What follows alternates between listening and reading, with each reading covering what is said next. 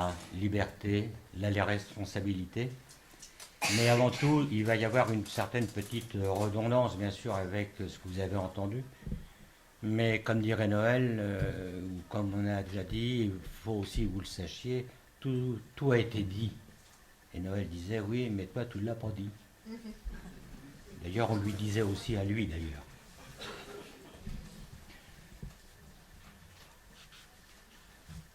Nous ne sommes que de passage.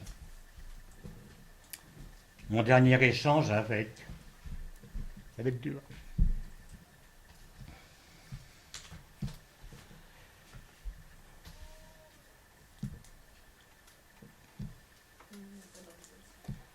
Mon dernier échange avec Noël est bien présent. Un dialogue intense, chaleureux, une réflexion autour de sa solitude, de ses limites, du sens de sa vie, de sa mort, de sa liberté, de sa responsabilité. Et puis des silences, comme une attente face à l'horizon qui s'était déjà dérobé à son regard, une attente aussi vis-à-vis de moi, compagnon de l'instant.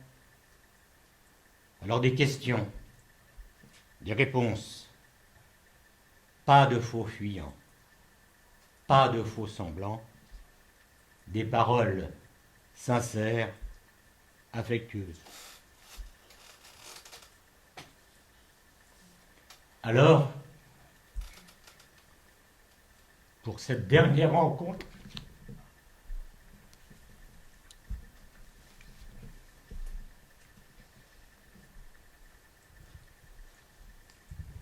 si fraternelle, merci Noël pour ce que tu es, car sans toi, je risquais de ne pas être moi.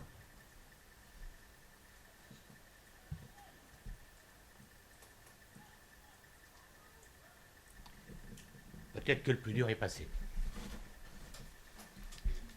Alors nous voici aujourd'hui rassemblés autour de l'œuvre de Noël. Alors quelle que soit la raison de notre présence, nous sommes tous des passagers de la vie. L'attitude existentielle concerne chacun d'entre nous en ce qu'elle fonde la qualité de la posture d'une personne dans sa relation au monde, aux autres et à elle-même. Paul Tillich, dans Le courage d'être, la définit ainsi, je cite, « L'attitude existentielle est une attitude d'engagement qui s'oppose à une attitude détachée et purement théorique. » Puisqu'il en est ainsi, permettez-moi de revenir en arrière et je vais commencer par ceci. C'était le temps où Mouloudji chantait « Malgré les grands yeux du néant, c'est pour mieux te manger, enfant. Et les silences et les boucans, faut vivre. Bien qu'on cherche un alibi malgré tous nos morts en goguette qui errent dans les rues de nos têtes, faut vivre. Malgré les grands yeux du néant, c'est pour mieux te manger, mon enfant. Solitaire, obstiné, agrippé à cette injonction indéfectible, le néant, il ne m'aura pas. Recroquevillé sur moi, un refus. Non, une impossibilité d'altérité. L'autre, le tout autre, tel Chronos, un ogre. L'autre, l'enfer. Heureusement, il y a les rencontres, avec des hommes, des femmes estimés par la rigueur de leurs pensées, la rectitude de leurs paroles, en cohérence avec leurs actions. Noël est l'une de ces rencontres. Novembre 1983. Il y a 30 ans, et nous resterons qu'à cette journée. Premier congrès francophone de la SFG, Du haut de la tribune, une voix qui porte. La Gestalt, une philosophie clinique. Moi, quand j'entends le mot philo, je sors mon stylo. Tout était là. 3 grandes lignes philosophiques sous-tendent la Gestalt: l'existentialisme, la phénoménologie, l'orientalisme. Je cite le conférencier. L'existentialisme. Sartre disait que la première démarche de l'existentialisme est de mettre tout homme en possession de ce qu'il est et de faire reposer sur lui la responsabilité totale de son existence. La phénoménologie. Merleau-Ponty, dans une phrase célèbre, dit « La phénoménologie, c'est d'abord le désaveu de la science. En d'autres termes très simples, il s'agit de la vieille querelle qui consiste à opposer radicalement l'objectivité de la science à la subjectivité de la conscience, la supériorité des vérités de la science sur l'expérience naturelle et spontanée. » L'orientalisme. La Gestalt adopte encore la vision taoïste et zen de la sagesse organismique, leur confiance en l'autorégulation et leur confiance en la capacité de chacun de prendre conscience de lui-même et de ses besoins. Fin de citation. Alors je pense à Socrate. Tout homme est son propre centre et le monde entier n'a d'autre de centre que lui. L'homme, une poussière d'étoiles au sein de la Voie lactée. Et Noël de dire, dans la mesure où l'on est responsable de son existence, de sa vie, l'on est seul. L'homme, une étincelle de réalité au cœur de l'éternité. Alors si cela est, être ou ne pas être, la question est-elle obsolète? Mais poursuivons avec Noël. C'est aussi à sa sève existentialiste que la Gestalt est une thérapie de création constante et renouvelée du mode de relation au monde de l'individu en situation.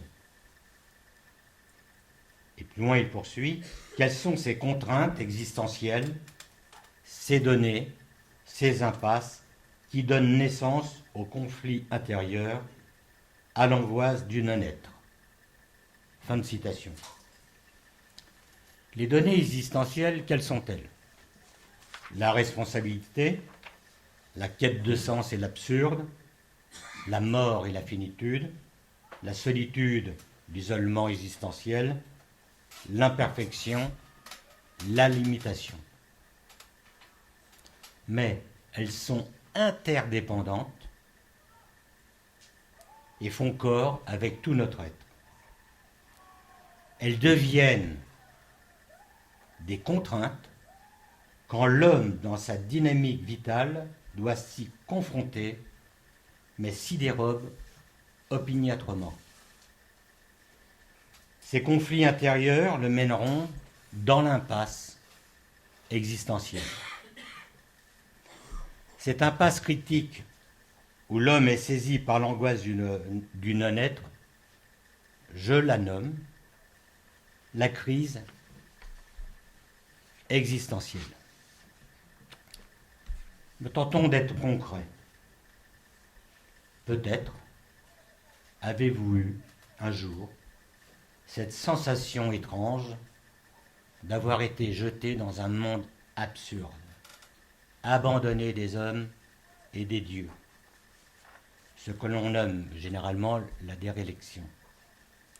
À ce moment-là, comme un vertige, face à l'abîme, le néant, la chute, l'angoisse. C'est Søren Kierkegaard qui a élaboré le concept d'angoisse, mais toujours pas de théorie.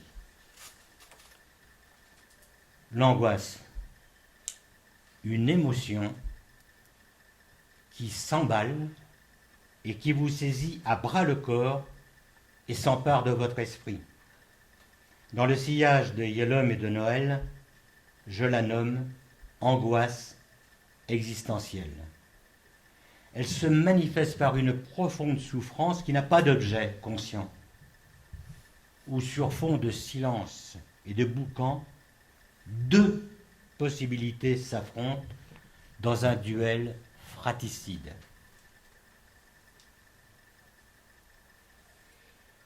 L'anéantissement et la pérennité du moi. L'angoisse nous inflige un sentiment d'insécurité face à sa propre existence, avec cette étrange sensation de désagrégation du soi. Que s'est-il donc passé pour en arriver là? Partons de la phrase célèbre de Sartre, citée par Noël, que vous connaissez tous et que vous avez toujours mis tout le monde dans ses mémoires. L'important, on pourrait le faire en chœur, mais bon, on verra après.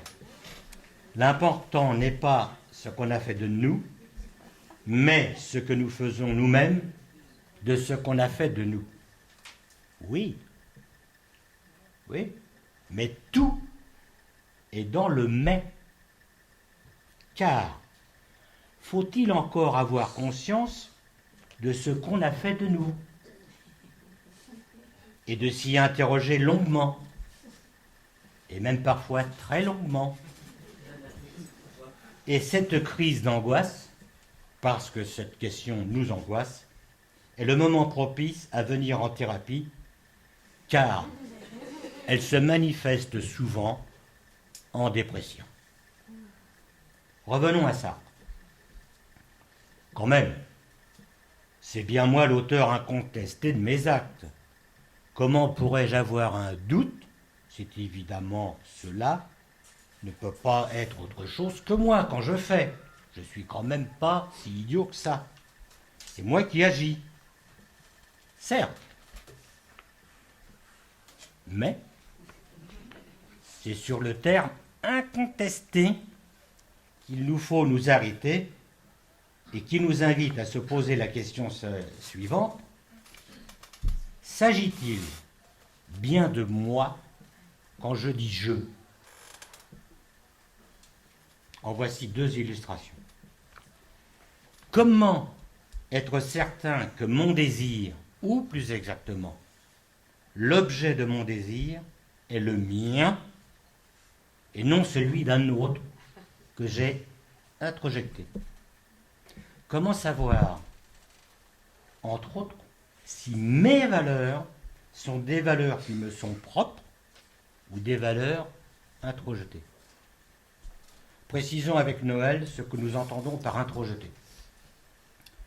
Les introjections nous renvoient à toutes ces injonctions parentales, aux règles de conduite sociale et morale, au prêt-à-penser, à tous les modèles de comportement, à toutes les références de valeurs établies, à tout ce que nous avons enregistré tout de go et accepté tout de go depuis notre enfance et qui a constitué en partie nos processus de relation aux autres et au monde. Alors, pourquoi la personne en est-elle arrivée là? Parce qu'elle a réitéré les mêmes processus non conscients dans sa relation au monde et aux autres. De toute façon, elle va les réitérer avec le thérapeute. Soyez sans inquiétude. Elle reste aliénée, qui signifie appartient à un autre, à ce qui l'a menée vers cette impasse existentielle. Elle a cru créer du nouveau. Elle a reproduit de l'ancien. Revenons à l'angoisse, et sous son emprise du non-être, ces questionnements, cette crise, cette dépression se déroulent souvent dans un isolement existentiel. La chute, le vertige, le néant. Et au cours de cette chute interminable, nous sommes sommés de dire oui ou non. Mais à qui et à quoi? C'est le moment du oui. Accepter la vie, saisir sa vie pour ce qu'elle est maintenant, l'habiter, y être le plus créatif possible. Ou du non. Suicide, enfermement sous toutes ses formes, y compris celle de la folie. Ce oui ou ce non, deux choix que nous qualifierons de nets, de posture forte et engagée. Mais il y a, et cela constitue la grande majorité des positions face à la vie, la posture du oui, non, un pied dans le oui, un pied dans le non, beaucoup de bah à quoi bon, qui consiste à faut vivre quand même. C'est, usons d'un néologisme, une aposture.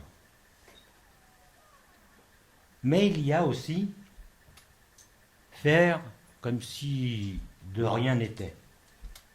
Là, c'est plutôt une forme d'imposture. Car là, malgré la prise de conscience de la précarité de sa situation, l'individu se dérobe à son propre affrontement en colmatant quelques brèches d'un moi effronté. L'effet s'avère parfois impressionnant. Cette nouvelle vie élaborée à la hâte et souvent diamétralement opposée à celle d'avant produit incontestablement un véritable soulagement ressenti par la personne et aussi ressenti par l'entourage.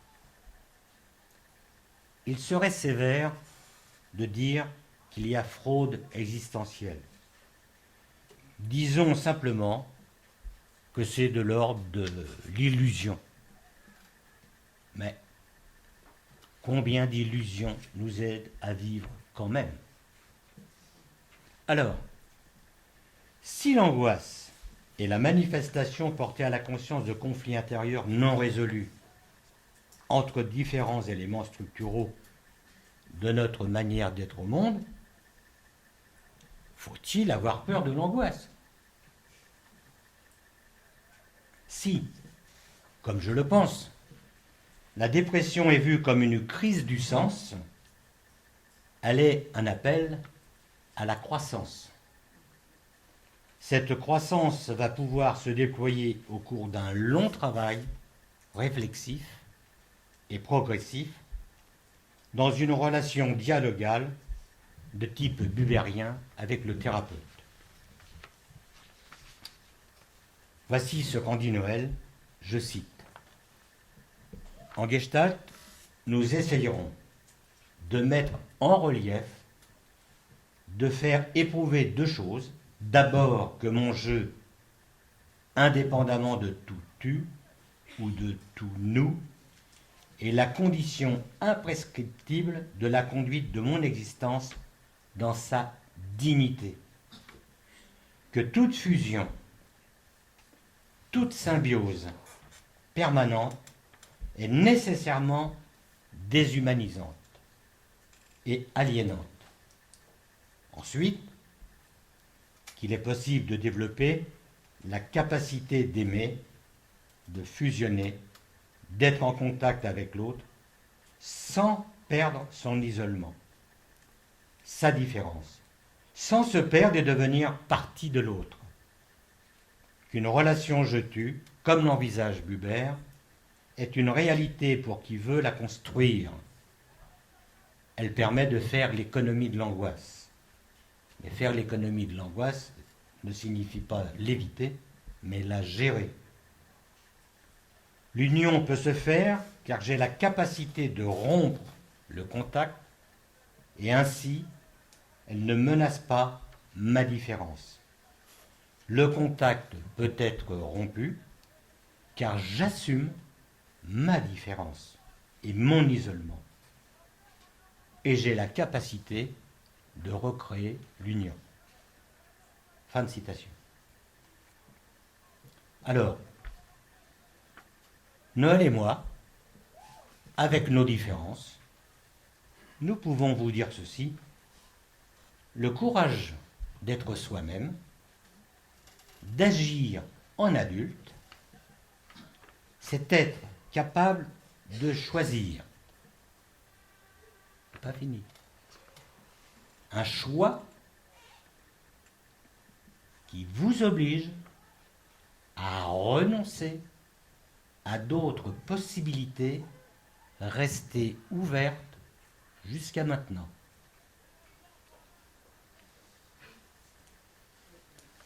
Avant de nous séparer,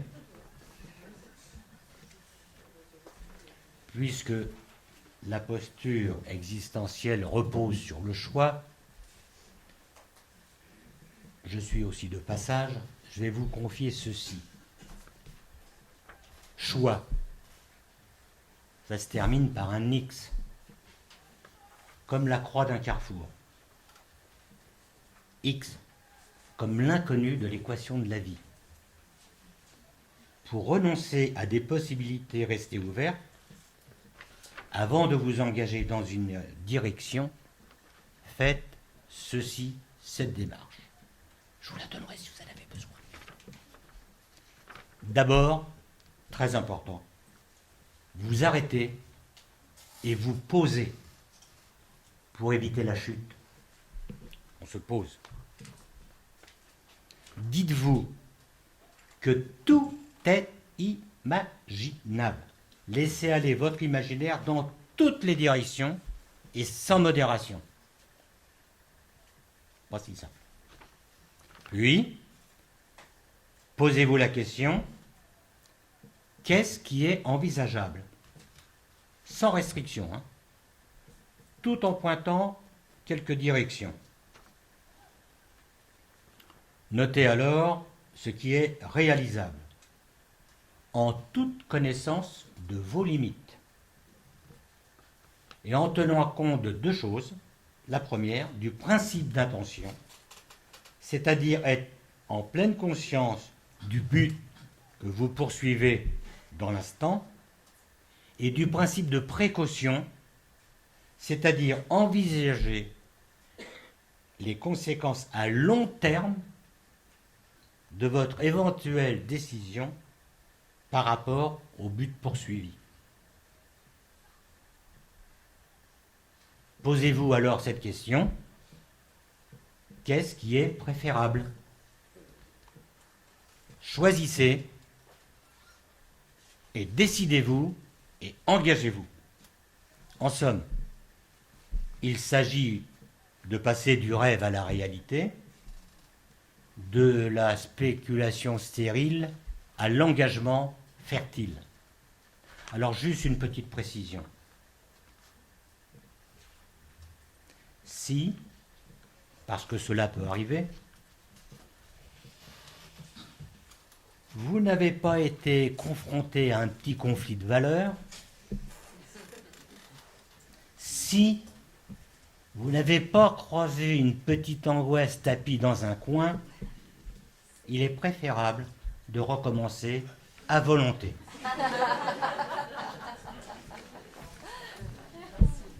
Alors, pas de conclusion, mais ceci, et je m'interroge.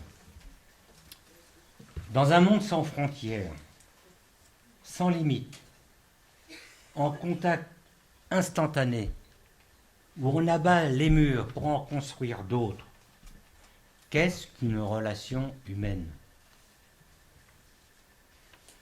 Dans un monde où la jouissance sans retenue de l'instant présent devient une valeur sûre et rentable.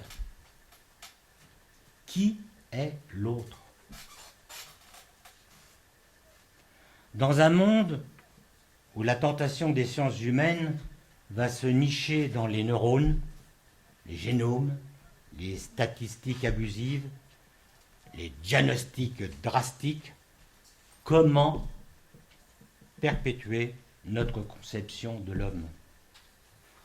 Par contre, ce dont je suis certain, c'est dans et avec ce monde-là que je laisserai ma trace de mon passage sur Terre. Dès lors, quel que soit ce dont je suis constitué, en tenant compte de tout ce qui ne dépend pas de moi, au-delà de toute contingence, je suis et je reste le seul responsable du sens que je veux donner à ma vie, et c'est en cela que je suis libre. La raison d'être d'un psychothérapeute existentiel, dans une perspective gestaltiste, consiste à mettre tout en œuvre pour que tout être humain advienne comme sujet singulier au monde. Et pour ma part, ce métier me procure de la joie. Je vous remercie.